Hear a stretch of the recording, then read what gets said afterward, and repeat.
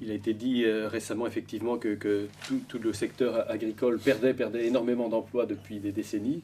Et il était temps de relocaliser l'économie à travers notamment les circuits courts. Nous allons voir comment notre projet s'articule autour de la promotion d'une agriculture de qualité, d'une alimentation de qualité, pardon, qui évidemment sera sans OGM comme principe de base et ancrée au territoire.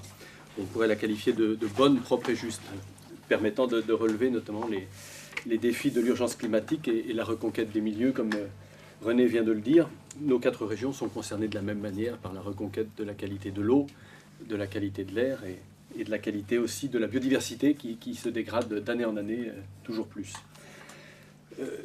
Ce pilier de notre politique agricole se basera sur la conditionnalité graduée des aides, avec des bonus pour tout ce qui concerne les signes de qualité, avec cette conditionnalité non OGM, tout ce qui concernera l'aspect patrimonial, le lien au sol, l'autonomie protéique, René l'a très bien dit, dans les élevages, ainsi que le bio, qui nous paraît un petit peu l'archétype du projet agricole tel que nous voudrions le voir se développer sur nos territoires.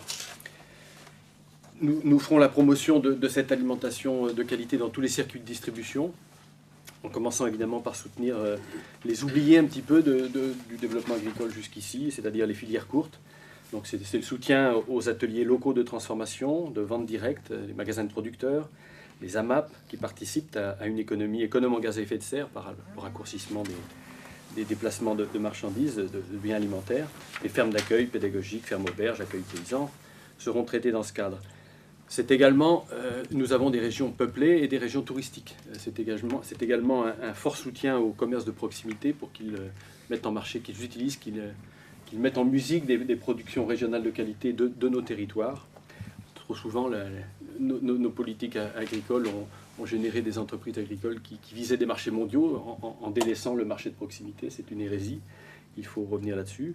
Et nous avons en tant que collectivité la responsabilité aussi de l'alimentation des lycéens, mais il y a aussi également sur nos territoires tous les collèges et les écoles publiques qui doivent pouvoir être alimentés par des biens agricoles de qualité de proximité. Donc nous nous efforcerons d'utiliser aussi ce volet de la restauration hors domicile.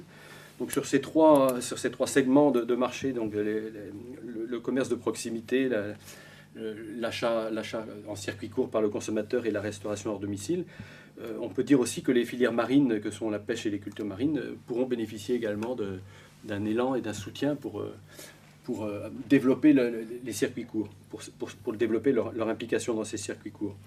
Nous ne délaisserons pas évidemment les filières longues qui transforment une grande majorité de nos productions agricoles régionales, mais le soutien à ces industries agroalimentaires dont l'État s'est complètement désengagé sera conditionné et gradué.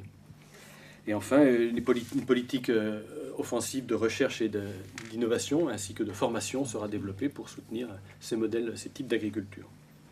Nous sommes pour une politique de solidarité, c'est très clair, et nous souhaitons vivement qu'on respecte aussi le droit à l'autonomie alimentaire sur l'ensemble de la planète. Il n'est pas question d'aller vers une agriculture exportatrice et qui crée les dégâts qu'on a vu se créer dans le tiers-monde et les famines. Donc première chose, nous sommes pour adapter la politique agricole commune à partir de 2013 et même avant 2013 sur les principes de la régionalisation pour l'adapter aux spécificités des territoires. On a vu par rapport aux grands élevages, par rapport à la production d'herbe, par rapport à l'enjeu de la protéine. Il y a des moyens de contractualiser au niveau européen. Des pays l'ont déjà fait. Nous, on souhaite qu'on sorte de ce carcan national en débat entre gouvernement et l'Europe. Et nous, on souhaite, avec l'appui de nos députés européens, José Bové et Yannick Jadot, contractualiser à l'avenir de la grande région ouest sur des partenariats européens pour faire muter l'agriculture vers ce qu'on veut dans ce territoire et ce qu'on veut pour les consommateurs et pour les citoyens. Et nous estimons que ça va passer par une maîtrise des productions, ça va passer par un lien au sol des productions, et ça va surtout passer par une répartition de la valeur ajoutée et par des emplois créés. Ça paraît une évidence, mais c'est mieux en le disant qu'en croyant qu'on l'a dit. Et ce qui paraît clair aussi, c'est qu'on ne restera pas sur les bases sur lesquelles on est actuellement. On pense qu'on a des projets de territoire, on est dans une ruralité vivante, et on sortira de ce schéma classique de débat national sur l'agriculture entre l'État français et l'Europe. On est pour une régionalisation claire, et nous on estime qu'au niveau de la région Grand Ouest, on a vraiment quelque chose à faire d'ici 2014 sur ce dossier-là, et qu'on peut contractualiser. L'Allemagne l'a fait, l'Autriche l'a fait, le Portugal l'a fait sur certains territoires. Donc on veut adapter les contrats européens avec les régions et les conseils régionaux, et en interrégion évidemment. Je suis le plus court possible pour que ma collègue sur le maritime puisse prendre la parole. Bon, je suis une paysanne de la mer, contrairement à eux qui sont paysans de la terre, mais bon, on se rend compte que tout est lié, le lien terre-mer est plus que présent, nous en sommes vraiment plus que conscients. Parce que effectivement, je me suis rendu compte ce matin qu'on avait, nous, dans l'ostréiculture, la conchyliculture et la pêche, les mêmes problématiques que ces messieurs ont dans l'agriculture de la terre. Donc cette idée de travailler en interrégion me paraît essentielle, parce que ce soit en Poitou-Charentes, donc plus évidemment mon département Charente-Maritime, que ce soit en Vendée, en Bretagne, en Normandie, on est tous ostréiculteurs dans les mêmes soucis, dans les mêmes mortalités. Et c'est vrai que si on arrive à monter des dossiers communs pour défendre notre cause à l'Europe, on sera plus forts tous ensemble que chacun de notre côté. Sachant qu'effectivement, on retrouve des problèmes tels que les algues vertes, qui est avant le seul souci de la Bretagne, on commence à les retrouver dans l'île de Ré. Donc il faut vraiment qu'on réagisse ici et maintenant pour améliorer les qualités des milieux, milieu des sols, milieu de la mer, milieu de l'eau, des rivières, pour réussir à aller vers une meilleure production, une meilleure qualité de production, et forcément nos producteurs vont bénéficier de tout cela.